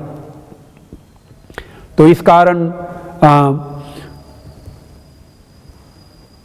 परम पावन जी हमेशा से कहते हैं और उपदेश देते हैं कि भोटी लिपि का संरक्षण और तिब्बती भाषा का संरक्षण बहुत ही महत्वपूर्ण है। मुझे स्पष्ट रूप से याद है एक बार जब हमने परम पावन जी को आमंत्रित किया था यूएस के लॉस एंजलिस एरिया में, तो वहाँ पर एक तिब्बती जनानी अपने बेटे के साथ परम पावन जी के दर्शन के लिए आए थे, मगर विडंबना ये थी कि ना ही वो महिला तिब्बती भाषा में बात कर रही थी और ना ही उसका बेटा तिब्बती भाषा में बात कर रहा था। तो दलाई लामा जी ने उन्हें स्पष्ट निर्देश दिए कि तिब्बती भाषा सीखो और तिब्बती भाषा बोलो। तो इससे बहुत ही स्पष्ट रूप से ये प्रमाणित होता है कि दलाई लामा जी के विचार में तिब्बती भाषा के संरक्षण और तिब्बती भोटी लिपि के संरक्षण बहुत ही एक महत्वपूर्ण स्थान धारण किए हुए हैं। और दूसरी चीज़ इस क्षेत्र में तिब्बती संस्कृति वैसे संस्कृति में बहुत से कुछ आते हैं, जैसे कि खान पान, वेशभूषा और नाच गाना और कई प्रकार के चीज़ इस संस्कृति शब्द के अर्थ में सम्मिलित हो जाता है। मगर जब हम तिब्बती संस्कृति की बात करते हैं तो उसमें बहुत ही एक महत्वपूर्ण संस्कृति का अंग जो है वो बौद्ध धर्म बन जाता है। और बौद्ध धर्म नालंदा विश्वविद्यालय के आचार्यों से प्राप्त एक बहुत ही गौरवशाली विरासत है, जो तिब्बत के संस्कृति के रूप में आजकल विराजमान है। तो इस विषय पर वैसे आम तौर पर नालंदा का जो शिक्षा था उसे एक तिब्बती संस्कृति के तौर पर भी हमें संरक्षित करना बहुत ज़रूरी है। नालंदा शिक्षा ने पिछले हज़ारों वर्ष तक तिब्बत को प्रभावित किया है, बहुत ही ज़ोर से और बहुत ही शक्तिशाली रूप से तिब्बत के संस्कृति को प्रभावित किया है। और आज यही संस्कृति पूरे विश्व भर में अपना धाक जमाए हुए हैं। तो इसलिए तिब्बत की संस्कृति के संरक्षण करना बहुत ही महत्वपूर्ण और बहुत ही ज़रूरी है। और तीसरी बात, इस तीसरे प्रतिबद्धता के तीसरी बात, ऊंचे पठारी इलाके तिब्बत के पर्यावरण हमारे सामने प्रकट होता है। हमें यह समझ में आता है कि तिब्बत के बहुत ही ऊंचे पठारी इलाके में एक विशेष प्रकार का बहुत ही कोमल और नाजुक परिस्थितिकी तंत्र या पर्यावरण है। वहाँ पर विशेष प्रकार के दुर्लभ वनस्पतियाँ उत्पन्न होता है, जो अपने आप में बहुत ही विशेष है। अगर तिब्बत के पठारी वातावरण और वहाँ के पारिस्थितिकी तंत्र या पर्यावरण को नुकसान होता है तो उसका असर विश्वव्यापी हो सकता है। अगर वक्त रहते उनकी अच्छी तरह से सुरक्षा नहीं की गई तो पूरे विश्व के लिए बहुत ही बड़ा नुकसानदेह हो सकता है। इसलिए परम पावन दलाई लामा जी हमेशा से कहते रहे हैं कि तिब्बत की पारिस्थितिकी तंत्र या पर्यावरण संपूर्ण विश्व का प्राकृतिक धरोहर है और उसकी रक्षा करना बहुत ही ज़रूरी है। क्योंकि परम पावन जी तिब्बतियों के जग जाहिर और सर्वसम्मानित नेता हैं और उनको तिब्बत में रहने वाले और अप्रवासी तिब्बती सभी का भरपूर समर्थन और संपूर्ण विश्वास प्राप्त है। तिब्बती लोग उनसे आशा करते हैं और बड़ी उम्मीद रखते हैं कि वो किसी न किसी तरह से तिब्बतियों के कल्याण और रक्षा करेंगे, तिब्बत के पर्यावरण और प्राकृतिक संसाधनों का रक्षा करेंगे। इस कारण यह सब परम पावन जी का महत्वपूर्ण दायित्व बन जाता है कि इस कारण वो कहते हैं, मैं एक तिब्बती हूँ और दलाई लामा का नाम धारण करता हूँ। तिब्बतियों ने अपना विश्वास मुझ पर रखा है, इसलिए मेरी तीसरी प्रतिबद्धता तिब्बती प्रश्न है। न्याय के लिए उनके संघर्ष में तिब्बतियों के एक स्वतंत्र प्रवक्ता होना मेरा अपना एक उत्तरदायित्व है। तो इस दलाई लामा जी के वक्ता में एक बहुत ही स्पष्ट रूप से झलकता है कि उनका तीसरा उत्तरदायित्व क्या है। तो इसके साथ मैं कुछ दलाई लामा जी के उनके अपने शब्दों को भी मैं यहाँ पर आप लोगों के सामने रखना चाहूँगा। विशेषकर जब तीसरी प्रतिबद्धता की बात आती है तो मैं याद करता हूँ 21 सितंबर 1987 को वाशिंगटन डीसी में संयुक्त राज्य अमेरिका के कांग्रेस को संबोधित करते हुए परम पावन जी ने निम्नलिखित शांति प्रस्ताव रखा। 1. संपूर्ण तिब्बत को एक शांति क्षेत्र के रूप में परिवर्तित किया जाए। 2. चीन की जनसंख्या स्थानांतरण की नीति जो तिब्बतियों के अस्तित्व के लिए ही एक खतरा है को पूरी तरह से छोड़ दिया जाए। 3. तिब्बतियों के आधारभूत मानवीय अधिकार और प्रजातंत्रीय स्वतंत्रता के प्रति सम्मान की भावना हो। 4. तिब्बत के प्राकृतिक पर्यावरण की पुनर्स्थापना और संरक्षण तथा चीन द्वारा आणविक शस्त्रों के निर्माण और परमाणु कूड़ादान के रूप में तिब्बत को काम में लाए जाने को रोकना होगा। 5. तिब्बत के भविष्य की स्थिति और तिब्बतियों तथा चीनियों के आपसी संबंधों के विषय में गंभीर बातचीत की शुरुआत। 15 जून 1988 को यूरोपीय संसद में परम पावन जी ने 5 बिंदु शांति योजना के अंतिम बिंदु का विस्तार करते हुए एक और विस्तृत प्रस्ताव रखा। उन्होंने तिब्बत के तीनों प्रांतों में स्वशासित प्रजातंत्रीय राजनीतिक सत्ता के लिए चीनी और तिब्बतियों के बीच बातचीत का रास्ता सुझाया। यह सत्ता चीनी संघ के साथ होगी तथा चीन सरकार तिब्बत की विदेश नीति तथा सुरक्षा के लिए उत्तरदायी होगी, ये कहा।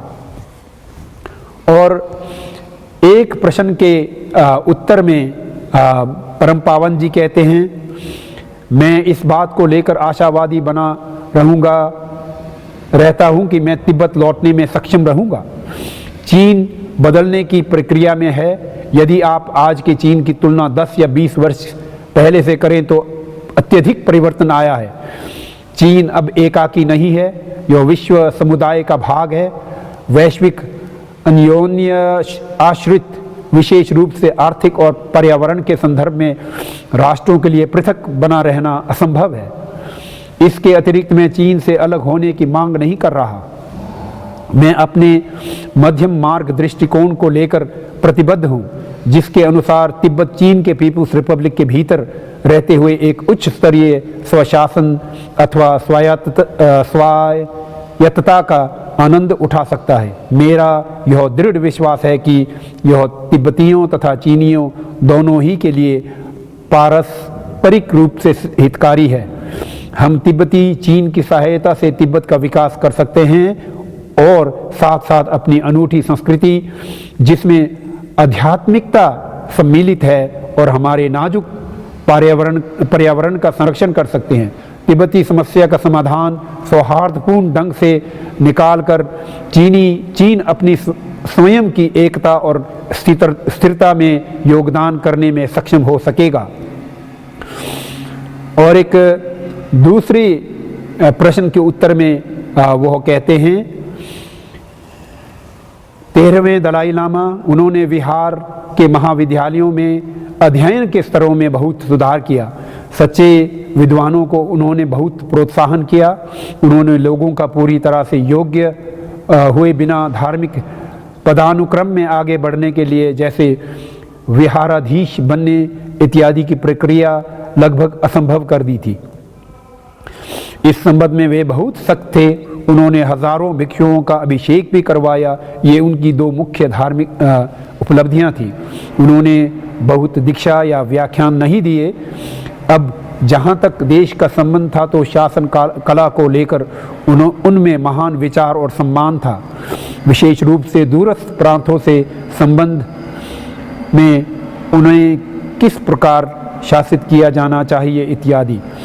उन्हें इस बात की बहुत परवाह थी कि किस प्रकार सरकार को और अधिक कुशलता से चलाया जाए। उन्हें हमारी सीमाओं और इस प्रकार के बातों को लेकर बहुत चिंता थी।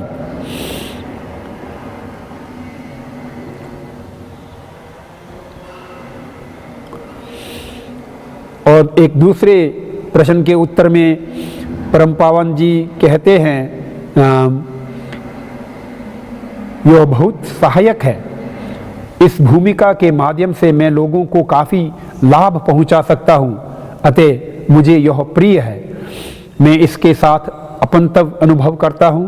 यह स्पष्ट है कि यह लोगों के लिए बहुत उपयोगी है और इस भूमिका में होने के लिए मेरी कर्म संबंध है। साथ ही यह भी स्पष्ट है कि विशेष रूप से तिब्बती लोगों के साथ एक कर्म संबंध है।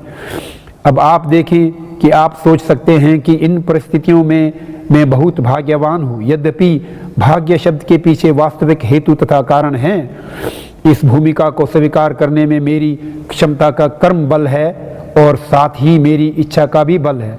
इस संबंध में महान शांतिदेव के बोधिसत्वचार्य अवतार में एक कथन है जिसके अनुसार जब तक अंतरिक्ष का अस्तित्व है, जब तक भव चक्र में प्राणी भटक रहे हैं, मैं भी उनके कष्टों के निवारण हेतु बना रहूं। इस जीवन काल में मेरी यह कामना है और मैं जानता हूं कि पूर्व जन्मों में मेरी यह कामना थी।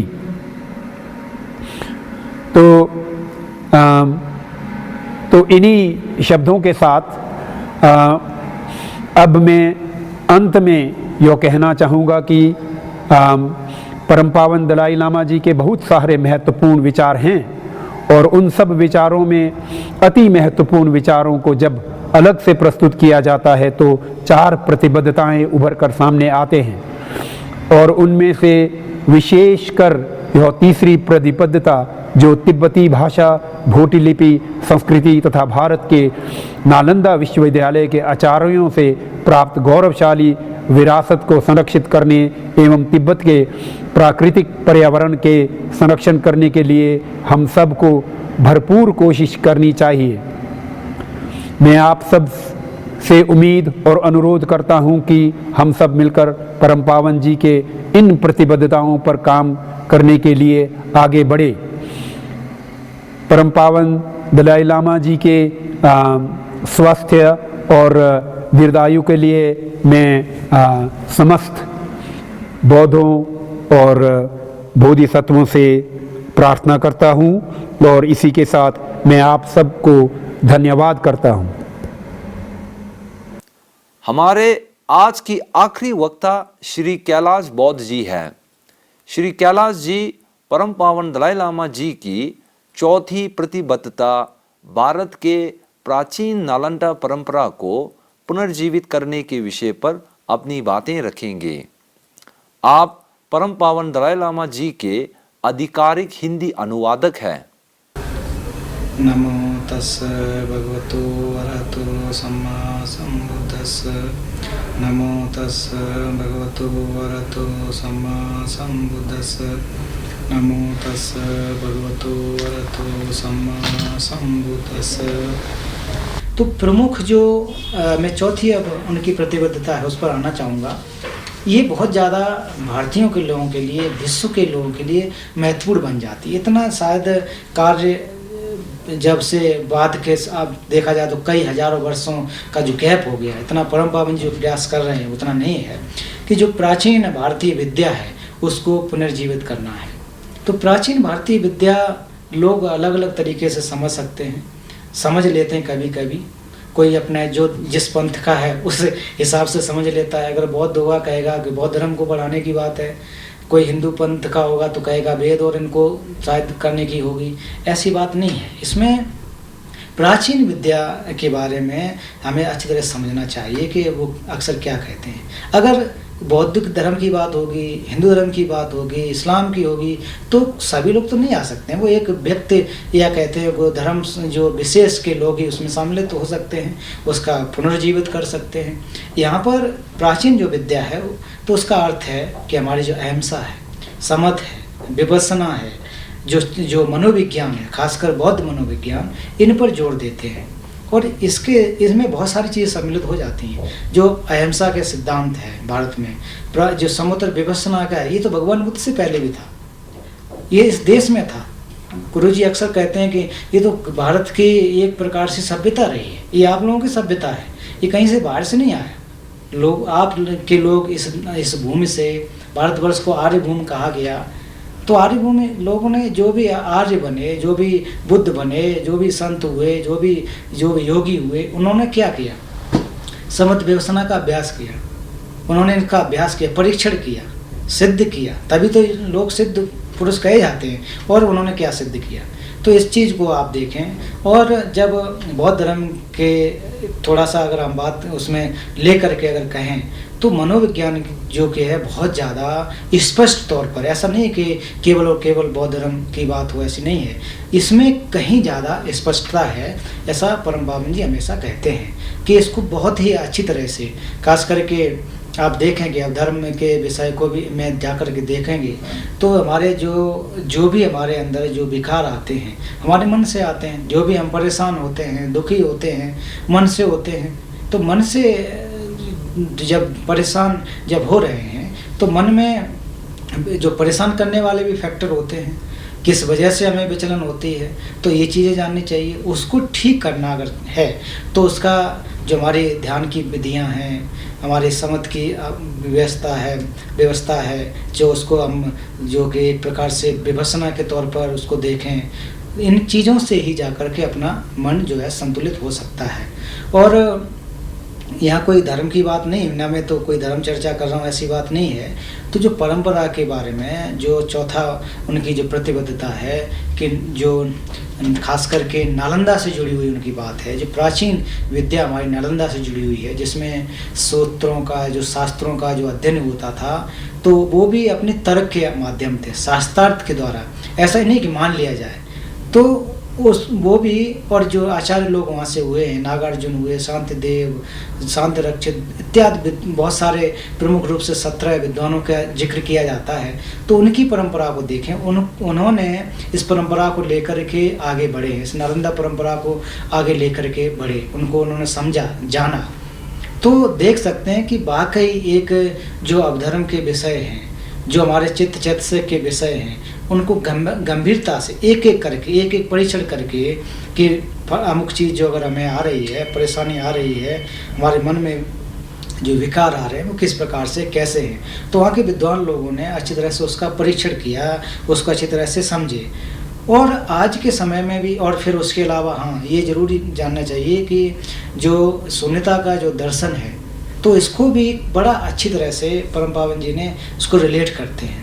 और पिछले अपने 40 वर्षों के एक उनका अनुभव रहा है, 40-50 वर्षों से कि जो वैज्ञानिक लोगों के साथ वार्ता करते हैं, तो उसमें खासकर वार्ता किसकी होती है? माइंड एंड लाइफ पर। हमारा चित्त है, हमारा मन है, हमारी ज़िंदगी ये क्या है। तो ये सबके लिए, ये कोई बौद्ध लोग हैं उनके लिए हो या किसी धर्म विशेष के लिए ऐसा हो, ऐसा नहीं है। और अक्सर गुरुजी कह रहे हैं कि 19वीं शताब्दी के जो वैज्ञानिक लोग थे तो वो लोग ज़्यादा इस पर विचार नहीं करते थे, लेकिन जब से गुरुजी जब से उनके साथ जुड़े तब से देखें कि आज कितने वैज्ञानिक लोग साथ में जुड़ कर के इस पर चिंतन कर रहे हैं, मनन कर रहे हैं कि चित्त और जो हमारा मन जो मस्तिष्क हट कर के एक प्रकार से कोई चित्त है। तो ये चीज़ें जब आप देखते होंगे तो तब जाकर एक महत्वता समझ आती है कि नालंदा की जो परंपरा की महत्वता है वो कितनी ज़्यादा हो जाती है। तो ये प्राचीन विद्या वहीं से इसको बढ़ाया जा सकता है, इसको बढ़ाना चाहिए। और ये हमारी धरोहर है, आपकी धरोहर है, आप भारतीयों की धरोहर है। ये परम पावन जी बार बार जिक्र करते हैं। यहाँ कोई जब उनसे भेंट करने आता है तो आजकल तो खैर नहीं है, तो मैंने देखा कि एक एक आदमी को कभी कभी 10-10, 15-15 मिनट तक देते हैं। किस लिए? ये जो आपकी प्राचीन विद्या है, अहिंसा की विद्या, करुणा, मैत्री और जो क्या कहते हैं आपकी समत, विपस्सना, मनोविज्ञान, इसकी जो परंपरा इसको बढ़ाना चाहिए, आपको पुनरुद्धार करना चाहिए। आपके एजुकेशन सिस्टम है उसमें आपको जो है इनको चीज़ों को डालना चाहिए, शिक्षा प्रणाली में डालना चाहिए। जब आपकी शिक्षा प्रणाली में ये चीज़ आ जाएंगी तो निश्चित रूप से लोगों का हित होगा। बच्चे छोटे से ही सीखेंगे, जब बड़े हो जाएंगे, कॉलेज यूनिवर्सिटी में जाएंगे तो उनके अंदर अपने आप जो अहिंसा का विचार है अंदर उनके आ जाएगा। सोच विचार का जो एक प्रकार से चिंतन करने की जो क्षमता है वो उनके अंदर आ जाएगी। तो इस प्रकार के जो विचार है बढ़ाना चाहिए।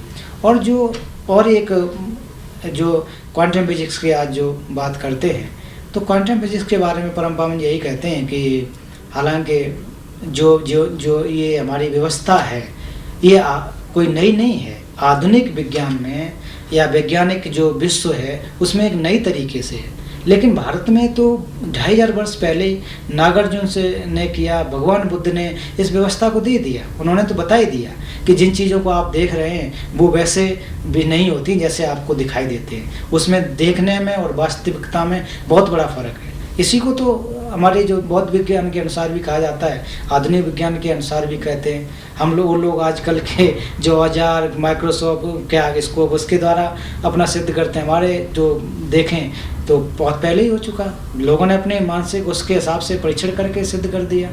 इसके बारे में राजा रमनन ने भी कहा है कि जो आधुनिक विज्ञान है, भारत की प्राचीन जो विज्ञान है अर्थात कहा जाए जो हमारी शून्यता का सिद्धांत हैं, जो हमारे परीक्षण करने की तरीका है, उसके सामने तो एक प्रकार से एक शुरुआती चरण में है। तो ये इतनी महत्वपूर्ण बातें को जानने के या फिर हम लोग अगर उसको प्रयास करेंगे तो निश्चित रूप से ये कारगर सिद्ध होगी, लाभदायक हो सकता है। तो ये कोई धर्म विशेष के लिए ऐसी बात नहीं है, कोई एक पंथ के लिए ऐसी बिल्कुल भी नहीं है। उसको कोई भी पढ़ सकता है, किसी भी पंथ का लोग हो, किसी भी मान्यता को मानने वाला हो। तो ये जो हमारे चित्त चैतसिक की बातें हैं, मनोविज्ञान की बातें हैं, ये तो सबके लिए, सबके इसी की वजह से हमारे जो है सुख दुख आते हैं। अगर इसमें गड़बड़ी आ जाती है तो दुख हो जाता है, इसमें ठीक ठाक कर लें तो हमारा सुख आ जाता है। तभी तो सारी की सारी चीज़ें जो भी हमारे जो बुराइयां हैं जो वो कहाँ से आती, मन की वजह से। हमारे बहुत सारे माइंड एंड मेंटल फैक्टर्स हैं, उनकी वजह से आते हैं। जो हमारी इंद्रियां हैं ये वस्तुओं के भोग में लगी रहती हैं, उससे परेशान होते हैं। तभी तो धम्पद में भी कहा जाता है कि सब पाप सकर्णम कुशल सुख संपदा सचित्त प्रयोदपनम एतम बुद्धानुशासनम, कि आपका किसी भी प्रकार का अकुशल कर्म नहीं करना है, अपने जो भी हैं कुशल कर्मों करना है, अपने चित्त को मन को शुद्ध करना, यही बुद्ध का शासन है। तो ये जब कहा गया तो हम लोगों को वो जो अपने चित्त की शुद्धि अगर करनी है तो वो कहाँ से आएगी? जब तक हम समुद्र विपස්සना का अभ्यास नहीं करेंगे, जब तक हम अपने मन को नहीं समझेंगे, मेंटल फैक्टर्स को नहीं समझेंगे, चैतसिक को नहीं समझेंगे, इसके जो सिस्टम को नहीं समझेंगे, तब तक संभव नहीं है। यही अक्सर परम पावन जी के जो उपदेश होते हैं तो वही इसको कहते हैं कि इसको रिवाइव करना चाहिए, इसको बढ़ाना चाहिए। तो आज के समय में देखें कि परम पावन जी को बातों को ध्यान में रखते हुए ये आप दिल्ली में देख लें, दिल्ली सरकार ने उन्हें अपनी शिक्षा पद्धति में कितना बदलाव किया, हैप्पीनेस करिकुलम नाम दे दिया। तो वो क्या है कि जो वहाँ पर ध्यान सरकार सिखाते हैं और चीज़ें पढ़ाते हैं। आपके लद्दाख में देख लें, अब और जगह पर देखें, हिमाचल के जो डिग्री कॉलेज है उसमें भी एक हमारे जो गांधीन फोटांग की तरफ से, जो यूनेस्को ऑफिस की तरफ से, वहाँ भी समय समय पर टीचर भेज करके बच्चों को पढ़ा रहे हैं। तो अभी डिग्री, अभी तो सर्टिफिकेट कोर्स है, फिर डिग्री कोर्स तक ले जाएंगे। तो ये चीज़ें फैलनी है। जैसे हम लोग अगर प्यासे हों और प्यासे के लिए पानी चाहिए होगा, बिना पानी से हमारी प्यास नहीं बुझ सकती है। उसी प्रकार से परम पावन जी के जो विचार हैं वो वाकई उसी प्रकार से होंगे कि एक प्यासे को पानी की जरूरत हो। तो आने वाले समय में, आज देखो विश्व में ये स्थिति है, तो आने वाले विश्व में क्या स्थिति होगी। तो ये परम पावन जी के जो विचार हैं ये निश्चित रूप से हमारे लिए लाभदायक होंगे, इनकी ज़रूरत होगी। हम लोग तो तुच्छ लोग हैं भाई, इनके बारे में क्या समझेंगे। परम पावन जी अवलोकितेश्वर साक्षात बुद्ध, तो वो तो हजारों कल्पों तक के बारे में सोच सकते हैं, सैकड़ों वर्षों तक के बारे में सोच सकते हैं। उसी आधार पर अपनी बात को कहते हैं कि हाँ हमें ये करना चाहिए। वो वाकई सत्य बात है। हम लोग अगर अच्छी तरह से चिंतन करें तो ये हमें ऐसी, ये हमारे जीवन का एक जीने की एक कला हो जाएगी। इसके बगैर हम रह नहीं सकते। नहीं, अगर हम चाहे सद्भाव की बात हो, चाहे में मानव मूल्यों की बात हो, चाहे में पर्यावरण की बात हो, चाहे जो हमारी प्राचीन विद्या समत का बात हो, अहिंसा की बात हो, कर्म जो हमारी चैतसिक की बात है, मनोविज्ञान की, इनको अगर हम उपयोग नहीं करेंगे, इनका रखरखाव नहीं करेंगे तो आने वाला समय मुश्किल होगा। मैं अपने आप में इस बात में गर्व महसूस करता हूँ कि वाकई जब से इस परंपरा पिछले 15 सालों से आया तब से काफ़ी कुछ सीखने को मिला। अपने भी विचार बदले कि नहीं, ये जो परम पावन जी का विचार है वो बहुत ही गंभीर है। तो कहीं जाके थोड़ा सीखने का अवसर मिला, हमारे लोग भी सीख रहे हैं। तो लोगों को सीखना चाहिए कि जो प्राचीन जो विद्या है उसको हमें पुनर्जीवित करनी चाहिए। एक व्यक्ति से नहीं होगा। मैं अक्सर इंटरव्यू में या जब भी बात करता हूँ कि परम पावन जी एक इंसान है, हम लोग कितने ज़्यादा हैं। अगर कोई बहुत धनवाई है तो इसी बहाने से अगर मान ले कि परम पावन जी एक हैं और हम लोग लाखों की संख्या में, जब एक व्यक्ति इतना बड़ा परिवर्तन कर सकता है तो हम लोग उनके अनुयायी होने के नाते अगर थोड़ा थोड़ा भी सहयोग करें तो हम कितना बड़ा अंतर कर सकते हैं, कितना बड़ा परिवर्तन कर सकते हैं, उनके विचारों को हम सिद्ध कर सकते हैं। तो एक से नहीं होगा कि हाँ गुरुजी कह रहे हैं, आज जो आपने कह दिया वही ठीक है, बस फिर आप कहते ना कि हाथ झाड़ के चले आओ, उससे फ़ायदा नहीं होगा। हम सबको लगना होगा।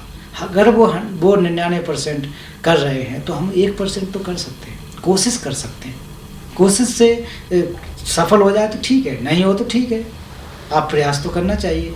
अब यही छोड़ देंगे अरे तो गुरु लोगों का काम है, पहले के लोग कर गए अब कहाँ होगा, ऐसा नहीं है। कर सकते हैं, आज भी संभव है। हम ये चीज़ नहीं होना चाहिए कि मैं ही कर सकता हूँ, ऐसा नहीं, हम सब कर सकते हैं। सबके ये बस में है। प्रयास करें, जोड़ें लोगों को, उनकी प्रतिबद्धताओं के बारे में बताएं। आज देखें कि पाश्चात्य के लोग तो इनको सबको बातों को परम पावन जी की कितनी अच्छी तरह से ले रहे हैं, प्रयास कर रहे हैं। पूरा सिटी का सिटी बना दिया, हैप्पीनेस सिटी बना दिया, क्या क्या सिटी बना दिए। तो हम लोगों का तो एक नैतिक जिम्मेदारी बनती है कि हम लोग यहीं हैं, भारत में परम पावन जी हैं, तो हम लोग भी समय समय पर उनसे मार्गदर्शन ले सकते हैं, उनसे सीख सकते हैं कि किस प्रकार से इसको और बढ़ाया जा सके। तो तमाम बातें हैं, इसको ये हमारे लिए बहुमूल्य बन जाता है, जीवन जीने के लिए एक अभिन्न अंग बन जाता है। बार बार उसको मैं और ज़्यादा लंबा नहीं करना चाहता हूँ कि उनसे जो परम पावन जी का विचार है, भले ही हम लोग 100% 100% न जाने, लेकिन उसको हमें समझने की कोशिश करनी चाहिए कि भारत में आने के बाद पिछले 60 साल से 60-61 सालों से बाद से कितना बड़ा एक परिवर्तन लाए हैं। कहते हमेशा ही कहते हैं कि मैं तो देखिए क्या हूँ, भारतीय एक दूत हूँ, भारतीय ज्ञान का दूत हूँ। वाकई सही बात है कि जो भारतीय परंपरा, नालंदा परंपरा, इसको आज विश्व पटल पर परम पावन जी लेकर रख दिया, लोग उसका पालन कर रहे हैं।